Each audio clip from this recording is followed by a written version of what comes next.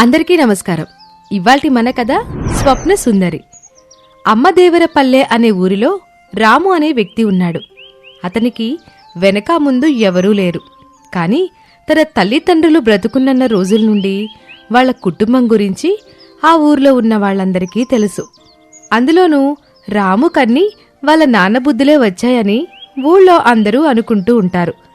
ఆయన కూడా ఇలాగే ఆత్మాభిమానంతో కష్టాన్ని నమ్ముకొని బ్రతికిన మనిషి. ఒకరోజు రాము స్నేహితుడు గిరి రాము దగ్గరకొచ్చి ఇలా అన్నాడు. ఎరా రాము, ఇప్పటికైనా నా మాట నమ్ముతావా? ఈ ఊళ్ళో ఎవ్వరూ నీకు పని ఇవ్వర్రా. నీకో విషయం చెప్పనా? మనం పుట్టి పెరిగిన ఊళ్ళో మనకు కష్టం వస్తే ఆదుకునే వాళ్ళు గర్వయ్యారంటే ఇంక మనం అక్కడ ఉండడం అనవసరం రా. నా మాటిను, చక్కగా పట్టణంలో మా తమ్ముడి దగ్గరికి వెళ్ళిపో. నువ్వు చేయటానికి చేతి నిండా పని ఉంటుంది, సంపాదన కూడా ఉంటుంది. ఎక్కడే ఉంటే నీ ఆత్మగౌరవం నీ కడుపు నింపదురా. చూడరా గిరి, నీకు చిన్నప్పటి నుంచి ఉన్న తొందరపాటు ఇప్పటికీ తగ్గలేదు. ఈ ఊళ్ళో నాకు పనివ్వలేదు అంటే దాని అర్థం నాకు అర్హత లేదని కాదు, నాకు పనివ్వటం ఇష్టం లేదని కాదు. వాళ్ళకి నా చేత పని చేయించుకునేంత అవసరం లేకపోయి ఉండొచ్చు, మరేదైనా కారణమూ అవ్వచ్చు. అలా అని ఉన్న ఊరిని, నాతో తిరిగిన జనాన్ని నిందిస్తూ ఊరి వదిలి ఎందుకు వెళ్ళిపోతాన్రా చెప్పు? నేను కష్టాన్ని నమ్ముకున్నవాణ్ణి. ఎక్కడైనా అదే నన్ను బ్రతికిస్తుంది. బతికిస్తుంది. ఈలోపు కడుపులో ఉన్న ఆకలి మనల్ని శాశ్వతంగా పడుకోబెట్టేస్తుంది. సరేలే, నీతో వాదులాడి నేనెప్పుడు గెలిచాను గనక ఇదిగో ఈ 10,000 పట్టుకో. నీ ఇంటి అద్దె బాకీ పడి 3 నెలలైందని మీ ఓనర్ మొన్న బజార్లో అందరి ముందు అరుస్తున్నాడుగా. ఈ డబ్బుతో వాడి నోరు మూయించు. ఊరికే కాదులే, మళ్ళీ 6 నెలల తర్వాత వడ్డీ వేసిద్దువు గాని అంటూ ఒక స్నేహితుడిగా తన మిత్రుడిని ఆదుకోవాలన్న బాధ్యత, మరోవైపు ఆత్మాభిమానం గల తన మిత్రుడు ఊరికే డబ్బులు తీసుకోడనే బెదురు ఉన్నందువల్ల తెలివిగా వడ్డీతో ఇద్దుగాని అని డబ్బు ఇవ్వబోయాడు గిరి. గిరి, అప్పంటే అది తీర్చే వరకు ఇచ్చేవాడికి బానిసగా ఉండటంరా నాకు అబ్బొద్దు. నీకు నా మీద నిజంగానే స్నేహితుడనే ప్రేమ ఉంటే నీకు తెలిసిన వాళ్ళ దగ్గర ఏదైనా పనిప్పించరా. రెక్కలు ముక్కలు చేసుకొని ఆ వచ్చిన సంపాదనతో అద్దె నేనే కట్టుకుంటాను. కానీ ఇలా ఒకరి దయాదాక్షిణ్యాల మీద బ్రతకటం నాకు నచ్చదురా. ఇంక నువ్వు మారవురా, నీ మొండితనం నీకే చేడు తెస్తుంది అంటూ గిరి అక్కడి నుండి వెళ్ళిపోయాడు. అలా చెడుకాలం నడుస్తున్న రోజుల కారణంగా రాముకి ఆ ఊళ్ళో పని దొరకట్లేదు. కాని ఆ ఊరి జనానికి అతని మీద ఉన్న అభిమానం వలన రాము ఏ రోజూ పస్తులు పడుకోకుండా మాత్రం చూసేవారు ఆ మంచితనం నిండిన మనుషులు. అలా ఒకరోజు బాగా అలసిపోయి పడుకున్న రాముకి గాఢ నిద్రలో ఒక కల వచ్చింది. ఆ కలలో ఒక అందమైన స్వప్న సుందరి కనిపిస్తుంది. ఆమె రూపం చూస్తే కళ్ళు చెదిరిపోతున్నాయి.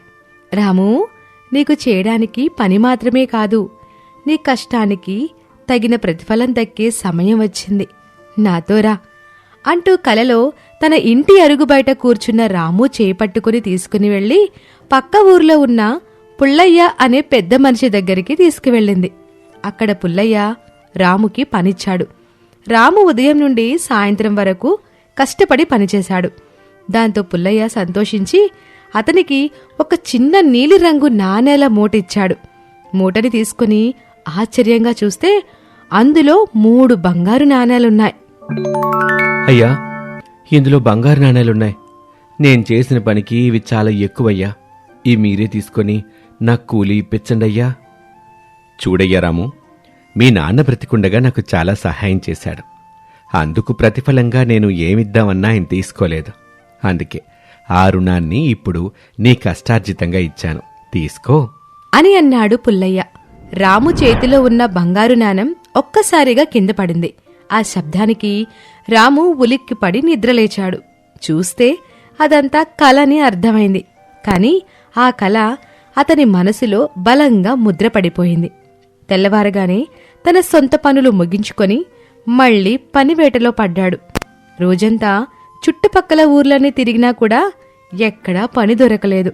అప్పుడు చివరగా నిన్న రాత్రి కలలో కనిపించిన పుల్లయ్య దగ్గరికి వెళ్లాడు.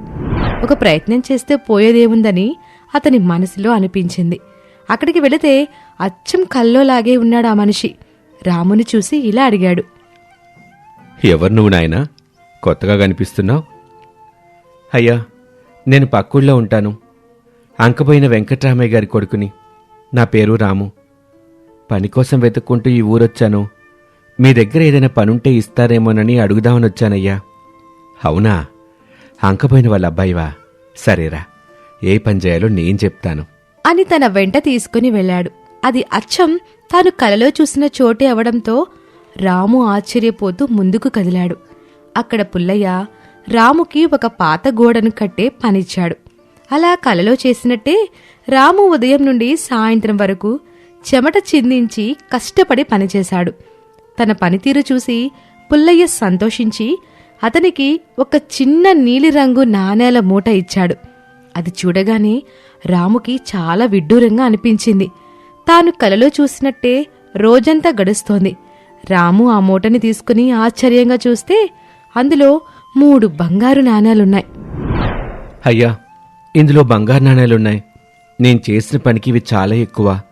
ఇవి మీరే తీసుకుని నాకు కూలీ ఇప్పించండి చాలు. చూడయ్యా రాము, మీ నాన్న బ్రతికుండగా నాకు చాలా సహాయం చేశాడు. అందుకు ప్రతిఫలంగా నేను ఏమిద్దామన్నా ఆయన ఏనాడూ తీసుకోలేదు. అందుకే ఆ రుణాన్నిప్పుడు నీ కష్టార్జితంగా ఇచ్చాను, తీసుకో అని అన్నాడు. వాటిని చూస్తుండగా రాము చేతిలో నుండి ఒక బంగారు నాణెం కింద పడింది. పుల్లయ్య కిందకి వంగి ఆ నాణెం తీసి ఇస్తూ, జాగ్రత్త బాబు, చూడ్డానికి కష్టాల్లో ఉన్నట్టున్నావు. ఇకపై నీకు ఏ కష్టం రాకూడదని ఆ దేవుణ్ణి వేడుకుంటాను. ఒకవేళ ఎప్పుడైనా కష్టం వస్తే ఈ పుల్లయ్య ఇక్కడున్నాడని మర్చిపోకు అని చెప్పాడు. అలా రాము అక్కడి నుండి ఆనందంగా ఇంటికి వెళ్ళాడు. అలా స్వప్నసుందరి దయ వల్ల కష్టాల్లో ఉన్న రాము జీవితం బంగారు నాణేల వల్ల సుఖంగా మారింది. చూస్తూ ఉండగానే 6 నెలలు గడిచాయి. రాము ఇప్పుడు ఆర్థికంగా నిలదొక్కున్నాడు. కాని మళ్లీ ఒక రాత్రి ఆ స్వప్నసుందరి కలలో కనిపిస్తుంది. కాని ఈసారి ఆమె ముఖంలో భయం, కళ్ళల్లో నీళ్లు కనిపిస్తున్నాయి. రాము, నిన్ను ఆదుకున్నందుకు నాకు ప్రత్యుపకారం చేసే సమయం వచ్చింది. నా భర్త ఒక మాయా అడవిలో రాక్షసుడిగా శాపం పొందుతున్నాడు. నువ్వతన్ని కాపాడాలి. చెప్పు తల్లి, నా ప్రాణాలైనా నీకోసం ఇస్తాను. నీ రుణం ఎలాగైనా తీర్చుకుంటాను. రాము, ఆ మాయా అడవిలోకి వెళ్లాలంటే సామాన్యమైన గుండె ధైర్యం సరిపోదు. నువ్వు ఊరి చివర ఉన్న ఆ పాత లోయ దగ్గర నిలబడి, నా ప్రాణం పోయినా పర్వాలేదు, నేను ఒకరికి సాయం చేయడానికి వెళ్తున్నాను అన్నంత నిస్వార్థంతో లోయలోకి దూకాలి. అలా దూకిన వాడికి మాత్రమే ఆ మాయా అడవి కనిపిస్తుంది. లోపలికి వెళ్ళాక నా భర్త రాక్షసుడి రూపంలో ఉంటాడు. ఆయన దగ్గరికి వెళ్ళి ఈ మంత్రాన్ని పఠించు. సత్యం, శివం, సుందరం, గంధర్వ శాప విమోచనం. అలా చెప్పగానే రాముకి మెళక వచ్చింది. ఇప్పుడొచ్చిన ఈ కలని పట్టించుకోవాలా లేదా అనే సంశయంలో ఉన్నాడతను. కాని ఆ తల్లి తనని ఆదుకున్న విధానం గుర్తొచ్చి మరునాటి ఉదయం రాము తమ ఊరికి 10 క్రోసుల దూరంలో ఉన్న ఆ లోయ దగ్గరికి వెళ్తాడు. గిరి ఎలాగో విషయం తెలుసుకుని అక్కడికి పరిగెత్తుకుంటూ వస్తాడు. ఒరే రాము, నీకు పిచ్చి ముదిరిందిరా. ఏదో ఒకసారి కల నిజమైందని ఈ అగాధమైన లోయలోకి దూకుతావా? మొన్న ఈ విషయం నాతో చెప్పినప్పుడే అన్నాను కదా, ఇదేదో మాయా వల్ల ఉంది, దీన్నిక్కడితో మర్చిపో అని. ఇది ఎవరో కావాలని చేసిన చెడు ప్రయోగం అనుకుంటా. నా మాట వినరా, వెళ్ళిపోదాం పద. ఇక్కడి నుంచి కింద పడితే శవం కూడా దొరకదు. గిరి, నాకు కష్టంలో పని చూపించిన దేవతరా ఆమె. తను అడిగిన సాయం చేయకపోతే ఈ జన్మెందుకు? అయినా నాకంటూ ఎవరున్నారని నేను ఆలోచించటానికి. నా ప్రాణం ఒకరికి ఉపకరిస్తే అంతకంటే భాగ్యం ఏముంది అంటూ మాట పూర్తయ్యేలోపే లోయలోకి దూకేస్తాడు. గిరి నిశ్చలంగా నిర్ఘాంతపోయి ఉంటాడు. అలా లోయలోకి దూకిన రాము కింద పడలేదు. మాయా అడవిలోకి ప్రవేశించాడు. అక్కడంతా బంగారు వర్ణం, గాలిలో అద్భుతమైన సువాసన. అప్పుడే భూమి కంపిస్తున్నట్టు పెద్ద శబ్దంతో ఒక భయంకరమైన రాక్షసుడు ఎదురుపడ్డాడు. రాము వణికిపోతూ భయంగానే గట్టిగా మంత్రం చదివాడు. సత్యం, శివం, సుందరం, గంధర్వ శాప విమోచనం అనగానే ఆ రాక్షసుడు ఒక్కసారిగా శాంతించాడు.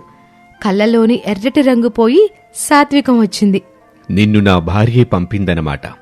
సరే, నా భార్య చెప్పిన మంత్రం చెప్పావు కాబట్టి నిన్ను నమ్ముతున్నాను. కాని నా శాపం తీరాలంటే నువ్వొక కఠినమైన పని చెయ్యాలి. అక్కడ 5 తొర్ర చెట్లు ఉన్నాయి చూడు. అవి నా రాక్షస కంటికి కనిపించవు.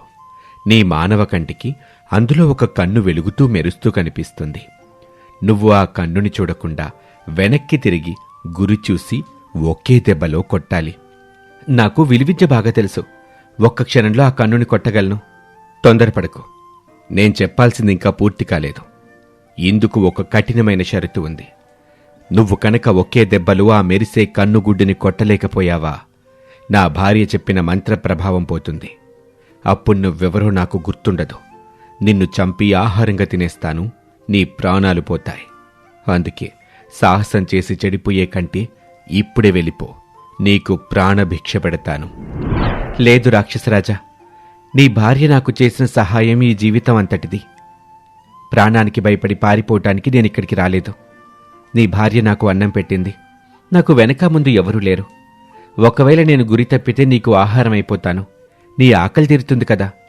ఒకవేళ గురి తగిలితే నీకు శాపం తీరుతుంది. ఏది జరిగినా నాకు సమ్మతమే. నేను వెనక్కి వెళ్ళను. ప్రయత్నం చేస్తాను అని రాము ఆ 5 చెట్లను నిశితంగా గమనించాడు. అందులో 3వ చెట్టు తొర్రలో ఒక కన్ను వెలుగుతూ మెరుస్తోంది. రాము వెనక్కి తిరిగి నిలబడ్డాడు. కళ్ళు మూసుకున్నాడు. తల్లి, నన్ను కాపాడు. నీ రుణం తీర్చుకునే అవకాశం దుర్వినియోగం కాకుండా చూడు అని విల్లు ఎక్కుపెట్టి బాణం వేశాడు. అది సరాసరి వెళ్లి ఆ చెట్టు తొర్రలోని కన్నులో గుచ్చుకుంది. ఒక్కసారిగా పెద్ద వెలుగొచ్చి ఆ రాక్షసుడు ఒక అందమైన గంధర్వుడిగా మారిపోయాడు. స్వప్నసుందరి మరుక్షణం అక్కడ ప్రత్యక్షమై తన భర్తని చేరుకుంది. రాము, నీ త్యాగం, నీ స్వార్థం మమ్మల్ని గెలిపించాయి. ఎన్నో ఏళ్లుగా విడివిడిగా ఉన్న మా జంటని నువ్వు కలిపావు. నువ్వు చేసిన సహాయానికి ప్రతిఫలంగా ఇదిగో ఈ మాయాదండాన్ని ప్రసాదిస్తున్నాను. దీంతో నువ్వు లోకానికి ఏ సాయమైనా చెయ్యి. నీ దయ ఎంత పెరిగితే దీని శక్తి అంత పెరుగుతుంది. కాని గుర్తుంచుకో, దీన్ని స్వార్థానికి వాడితే దీని శక్తి పూర్తిగా నశిస్తుంది అని రాము చేతికి ఒక మంత్రదండాన్ని ఇచ్చారు. దాన్ని రాము అందుకోగానే ఆ గంధర్వ దంపతులు ఆశీర్వదించి మాయమైపోయారు. రాము కళ్ళు తెరచి చూసేసరికి లోయ పైనున్నాడు. గిరి ఆశ్చర్యంతో రాముని పట్టుకున్నాడు. రాము గిరిని తీసుకుని ఊరికి తిరిగొచ్చాడు. ఆ మాయదండంతో ఊర్లో కష్టాల్లో ఉన్న వాళ్ల కష్టాలని తీరుస్తూ, ఎవరి దగ్గర అప్పు తీసుకోకుండా అందరికీ సాయం చేస్తూ ఒక గొప్ప మనిషిగా ఎదిగాడు. హాయ్ వ్యూయర్స్, మా ఛానల్ని మీరు ఎంతగానో ప్రోత్సహిస్తున్నారు. అందుకు ధన్యవాదాలు. కానీ ఇంకా చాలామంది మా ఛానల్ని సబ్స్క్రైబ్ చేసుకోకుండా, మా స్టోరీస్కి లైక్ కొట్టకుండా, కామెంట్ చేయకుండా వెళ్ళిపోతున్నారు.